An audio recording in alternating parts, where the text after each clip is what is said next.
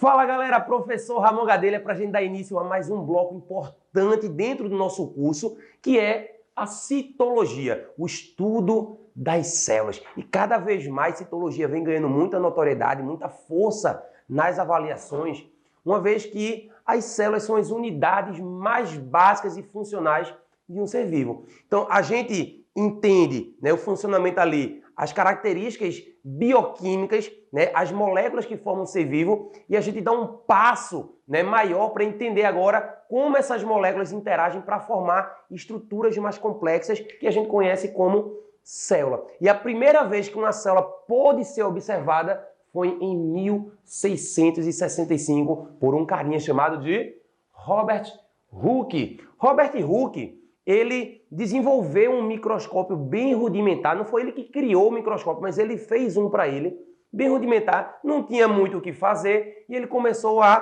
tentar fazer investigações de materiais, de substâncias que ele não conseguia ver a olho nu. Um desses materiais foi um tecido vegetal, só que foi um tecido vegetal morto, que a gente conhece como cortiça, aquela rolha que a gente coloca para fechar o vinho, A cortiça, galera, nada mais é do que a casca da árvore, de algumas árvores, obviamente, são usadas para produzir cortiça, mas a casca da árvore, ela é feita por um tecido vegetal morto, tá? Esse tecido vegetal morto a gente chama de suber. E esse tecido ele morre, galera, devido à presença de um lipídio chamado de suberina, que fica nessa região aqui, ó, da parede celular. É uma substância que impregna a parede de uma célula. E aí, obviamente, que Robert Hooke não sabia o que era aquilo. Ele só conseguia observar um monte de lacunas. E quando ele observava essas lacunas, ele percebeu que todos esses tecidos que ele estava estudando, observando, eles tinham essas lacunas. E aí, Robert Hooke procurou um nome para ser dado para essas lacunas. Quando uma pessoa comete um crime e é pega em flagrante, ela vai direto para onde, galera? Ela vai para a cadeia. Lá ela fica em um pequeno espaço, um pequeno compartimento chamado de célula. Qual é o diminutivo de célula, Ramon? Aí já tem gente dizendo celinha. Não é celinha. Nesse caso, a gente fala célula. Então, Robert Hooke, ele foi o cara que denominou ou que deu nome a esses pequenos compartimentos que a gente conhece como célula. Daí surgiu o nome célula. E essas lacunas que Robert Hooke observou, elas estavam ali revestidas pela parede celular. Então, isso daqui, ó, é a parede celular. Tá? E a gente sabe que células vegetais, a gente sabe hoje, que células vegetais, elas possuem parede celular. E que algumas dessas paredes celulares podem ser impregnadas com, como é o nome do material que eu falei? Impregnada com suberina, que é um lipídio que acaba provocando o quê? Acaba provocando a morte da célula. E aí a parede fica intacta, que é uma estrutura rígida, porém, contudo, entretanto, todavia, a parede celular, ela fica lá revestindo o conteúdo que existia, que Robert Hooke chamou de célula.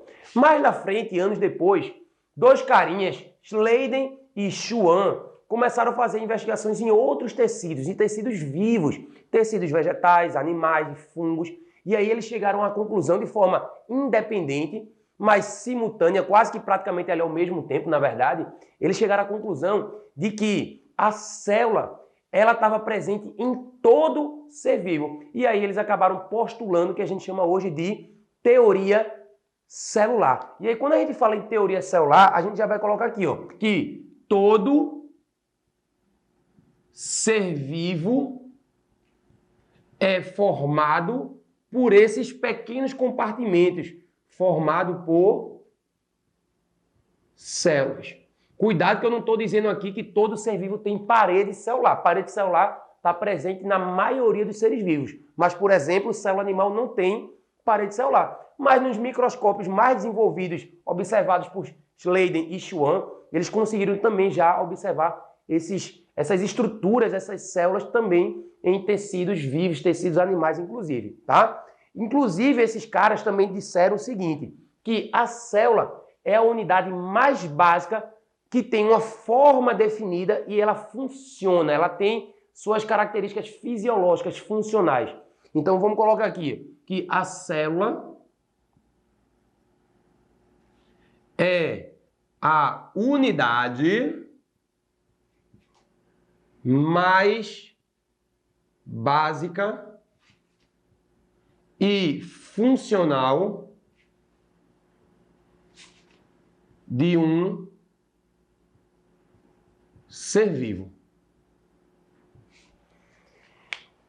E aí depois chegou um outro carinha, um cientista chamado de Virchow, e esse cara, ele disse que para que uma célula, para que essa estrutura pudesse existir, né, pudesse surgir, teria que ter uma célula pré-existente. E aí essa conclusão também foi adicionada, né, à famosa teoria celular. Então vamos colocar aqui, ó, que a célula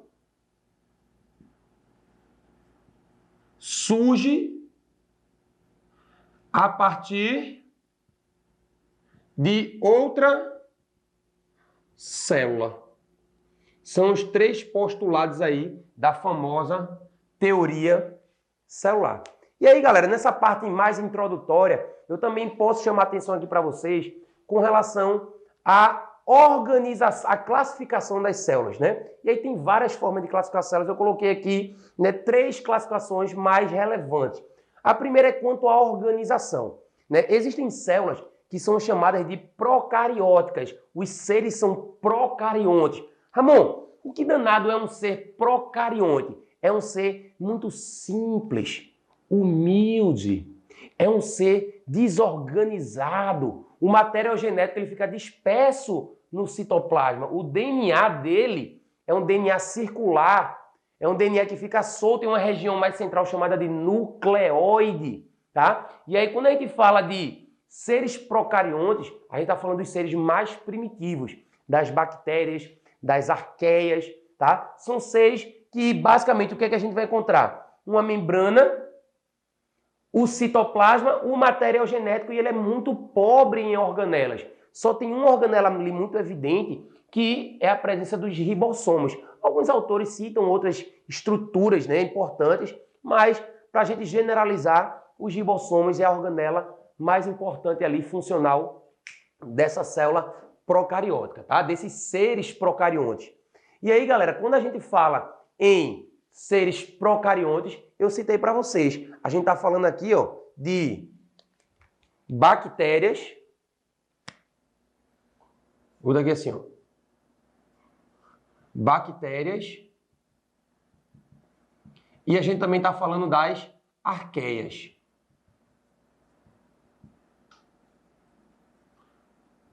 Vou aportuguesar. Ia escrever em latim, mas eu vou aportuguesar. Arqueias. Beleza? Antigamente, as arqueobactérias eram incluídas, inclusive, dentro do mesmo grupo das bactérias, que a gente conhece como reino Monera. Só que, depois de estudos mais recentes genéticos, as arqueias foram tiradas dentro do reino Monera e hoje é considerado um grupo à parte, tá? E, basicamente, o que é que a gente pode definir ou trazer como principal característica das células procarióticas? É que essas células, elas não têm, ó, carioteca. E aí a gente já precisa entender que a carioteca, galera, é essa membrana que vai revestir o material genético, que vai formar o núcleo de uma célula.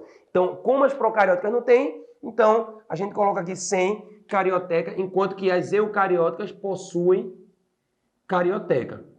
E claro, se ela tem carioteca, essas células são mais organizadas, né? São células com material genético, o DNA, ele fica mais restrito, preso ao interior do núcleo. Embora a gente possa encontrar, por exemplo, DNA na mitocôndria. Mas a gente precisa entender aqui que o núcleo, ele trouxe um passo evolutivo muito grande para essas células. Uma vez que, protegendo, né, tendo esse revestimento a mais, protegendo o material genético, a célula pode ter mais estabilidade. Né? E num ambiente muito primitivo ainda, muito instável, claro que isso foi um grande passo evolutivo. Observa que essa célula eucariótica, ela é dotada de muitas organelas, ela é rica em organelas. A gente tem aqui centríolos, mitocôndrias, retículo endoplasmático, complexo de Golgi, lisossomos, peroxissomos, um monte de organelazinha que a gente vai estudar aqui ao longo do nosso curso de citologia. Galera, Para a gente deixar aqui, né, bonitinho, eu vou colocar aqui assim, ó, desorganizada. Desorganizada. Vou colocar aqui que ela é pobre em organelas. Em organelas. Mas você pode aí adicionar que ela tem um DNA circular, enquanto o DNA das eucariontes, eles têm extremidades, ele tem um início e um fim. Aqui não, ele é um círculo, obviamente que é um círculo que fica todo emaranhado e preso a uma região chamada de nucleoide. No caso das eucarióticas, a gente pode citar aqui, ó, que essas células são mais organizadas, né? Organizadas, são células que são ricas em organelas. Ramon, você falou aqui que as células procarióticas estão presentes ou formam as bactérias e as arqueias. E as eucarióticas, todos os outros seres vivos, galera.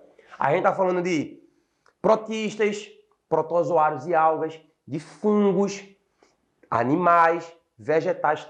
Todos os outros grupos são eucariontes, beleza? Quanto ao número de células, seres podem ser uni ou pluricelular. Uni, uma única célula, pluri, aí a gente tem uma quantidade, uma diversidade grande de células formando esse organismo, tá? Quando a gente fala de seres unicelulares, galera, eu vou tentar colocar aqui pequenininho, ó, a gente tem as bactérias, as arqueias, a gente tem também aqui protistas, não todos, mas a maioria dos protistas é unicelular, alguns fungos, e aí é uma minoria, por exemplo, as leveduras, e com relação aos pluricelulares, todos os outros, alguns protistas, tá? Por exemplo, algumas algas são pluricelulares, fungos, a maioria é pluricelular, animais e vegetais. Animais e vegetais. Vou abreviar aqui, beleza? Com relação ao tempo de vida, as células podem ser lábeis, têm um tempo de vida muito curto, se renovam muito. Por exemplo, células da nossa epiderme são células que estão em constante renovação. Tá? Elas envelhecem, elas recebem muito atrito e as células mais periféricas elas envelhecem, morrem e caem. Quando você toma banho, essas células vão caindo. Né? Para quem toma banho, obviamente. Né? Porque eu sei que tem alguns ouvintes aí que não são muito adeptos ao banho, né? Principalmente quando eu falo de banho, é banho para se esfregar, para tirar essas células mortas. Porque tem gente que vai, entra no chuveiro, bota a cabecinha, sai e jura que tomou banho, né? Mas enfim, essas células da epiderme, elas têm um tempo de vida muito curto, elas se renovam muito. São chamadas de células lábeis. Então vou colocar aqui como exemplo, ó. Exemplo, células da epiderme. Epiderme. Certo? As células estáveis são células que elas se renovam, se multiplicam sempre que há um estímulo, sempre que há uma necessidade. Ramon, dá um exemplo aí para mim. Galera, eu posso citar como exemplo uma célula do fígado. Quando você acaba tendo ali morte de células do fígado por algum motivo, o fígado tem uma capacidade regenerativa muito grande. Mas para isso acontecer, precisou ter um estímulo. Ou seja, essas células são células estáveis, elas estão lá de boa e tal. Teve um estímulo, ela deixa comigo que eu vou aqui me virar e vou renovar essa parada. As células do fígado, os hepatócitos são assim. Então vamos colocar aqui, ó. Exemplo, os hepatócitos. E as células permanentes, galera, são células que elas nunca se dividem. Uma vez que ela morreu, já era. E aí eu posso citar como exemplo os neurônios. Embora a gente hoje já conheça algumas classes de neurônios com capacidade de multiplicação, a grande maioria, uma vez morta, já era. A gente não tem mais como ter uma renovação. Por isso que a gente tem aquelas famosas doenças degenerativas ou neurodegenerativas, como a doença de Parkinson, Alzheimer, que são doenças que esses neurônios eles vão morrendo gradativamente e eles não conseguem mais ser renovados, ser substituídos. Então a célula vai morrer, envelhecer e morrer, obviamente, e aí, uma vez isso acontecendo, já era. Outro grupo de células que são permanentes são as células do nosso músculo, tá? Do músculo estriado esquelético. Se a gente perder essas células também não se renovam mais, tá? Então, vou botar aqui, ó, neurônios, exemplo, neurônios e células do músculo estriado esquelético. Eu estou abreviado ali, tá, galera? Mas dá para vocês entenderem para o vídeo. Volta aí a hora que vocês precisarem. Mas desde já, tira logo um printzinho aí dessa tela. Voltando agora, galera, a gente sabe, né, que existem estruturas básicas em uma célula. E é isso que eu queria apresentar aqui para vocês, né? Ramon, o que é que toda célula tem? Toda célula tem que ter material genético, seja ele disperso no citoplasma ou preso em um núcleo, mas toda célula tem que ter material genético. E outro ponto em comum de toda célula é a presença de uma membrana plasmática. Outro ponto também importante que toda célula possui é o conteúdo citoplasmático. Seja um conteúdo mais rico, mais pobre, né, com muitas organelas, com poucas, mas toda célula tem que ter citoplasma, que é essa região que fica entre o núcleo e a membrana, no caso das células eucariontes, que tem um núcleo, a carioteca, tá? Inclusive o nome eucariótica, galera, significa verdade, verdadeiro. Cariótica vem de carioteca. Então são as células que verdadeiramente têm essa membrana nuclear, essa carioteca.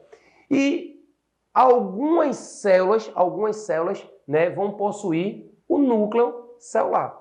As que não possuem, toda essa parte interna corresponderia ao citoplasma, certo? Que seriam as procarióticas. Só que eu trouxe aqui para vocês duas células diferentes ou que possuem algumas características diferentes. Do lado de cá, a gente tem uma célula animal e do lado de cá, uma célula vegetal. E aí eu queria, a partir de agora, vamos brincar aqui de jogo dos 7 erros. Vamos ver quais são as características que diferem aí, pelo menos as principais características que diferem uma célula vegetal da animal. Vá, diga qual é a primeira característica que você está vendo. Eu já ouvi daqui. Parede celular. Parede celular é uma estrutura, sim, típica de célula vegetal, embora a gente possa encontrar em fungos, em bactérias, em protistas, mas animal não vai possuir parede celular, certo? Diga outro. Muito bem, já ouvi também aqui os plastos. E aí quem disse cloroplastos? Cloroplastos é um tipo de plasto que a gente encontra em células vegetais. Lembrando que a gente também encontra plastos em algas, por exemplo, tá? Diga outra aí diferença.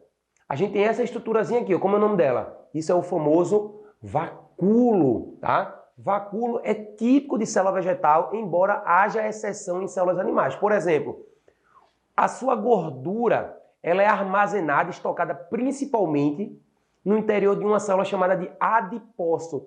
E o adipócito, que compõe o tecido adiposo, são células que possuem um vacúolo que vai armazenar gordura, triglicerídeo, tá? Então, é possível você encontrar alguns vacúolos especiais em células animais, mas em geral, se a gente for pensar assim, numa regra geral, né, sem contar aí com essas exceções, vacúolo é típico de célula vegetal. E aí a gente tem estruturas menos, vamos dizer assim, conhecidas, difundidas em células vegetais, como por exemplo aqui um glioxissomo, tá? Que é uma estrutura, uma organela, uma estrutura celular, que nos animais corresponde aos peroxissomos, né? Uma estrutura que oxida compostos orgânicos. A gente vai voltar a falar sobre essa estrutura celular. A gente também pode citar aqui, ó, essas bolsinhas membranosas achatadas, que na célula animal a gente chama de complexo de Golgi. Na célula vegetal você vai encontrar esse nomezinho aqui, ó, dictiossomo ou glioxissomo. Desculpa, ou golgiossomo. Glioxissomo está aqui. Dictiossomo ou golgiossomo. Na célula animal, onde a gente encontra uma quantidade maior de bolsas, a gente chama isso de complexo de Golgi ou aparelho golgiense. Então essas são estruturas mais associadas à célula vegetal, enquanto que na célula animal, a gente pode citar aqui essa estrutura, ó, que são os centríolos, muito associadas ali ao processo de divisão de uma célula. A gente também pode citar aqui, ó, galera, os lisossomos, embora alguns autores também chamem lisossomos em células vegetais, é uma organela que faz digestão. E aí, né, a maioria dos autores trata a organela responsável, ou a estrutura responsável por fazer a digestão em célula vegetal de vacúolo digestivo, tá? E lisossomos geralmente associa-se mais a animais. mas eu também já vi falando em lisossomos em células vegetais. Então, estou trazendo aqui o que, é que a gente mais encontra aí, né, na maioria dos livros.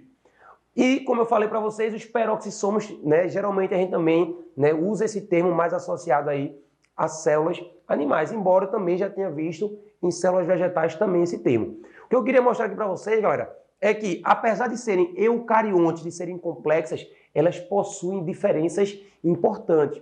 Outro detalhe que eu queria ainda citar nessa imagenzinha aqui, galera, é que, se a gente observar, tanto célula animal quanto célula vegetal tem essa estruturazinha aqui, ó. Essa estrutura é a mitocôndria. Muita gente acha que planta faz fotossíntese, tem cloroplasto. Célula animal tem mitocôndria e, consequentemente, planta não tem. Galera, isso não é uma verdade. Tanto a célula animal quanto o vegetal vão ter mitocôndrias. E essas mitocôndrias estão associadas ao processo de geração de energia, de produção de ATP. Só que na célula vegetal, ela produz seu próprio alimento usando os plásticos para isso, né, fazendo fotossíntese.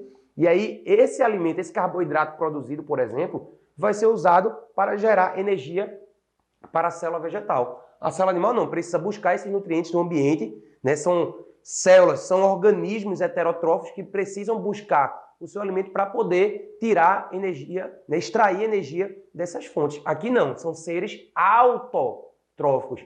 Trófico vem de comer, autopróprio. Então, ela produz seu próprio alimento, sua própria comida. Beleza? Então, galera, tira um printzinho aqui desse slide que é importante você saber a principal diferença do nosso lado esquerdo, do meu lado esquerdo aqui no caso, né? A gente tem aí a célula vegetal. Do meu lado direito, a célula animal, que no caso, no seu aí, é o lado esquerdo e aqui o lado direito. Você entendeu, né? Galera, essa primeira parte é uma parte introdutória, mas importante para o nosso curso de citologia. Isso é biologia, isso é Ramon Gadelha. Tamo junto, valeu, galera.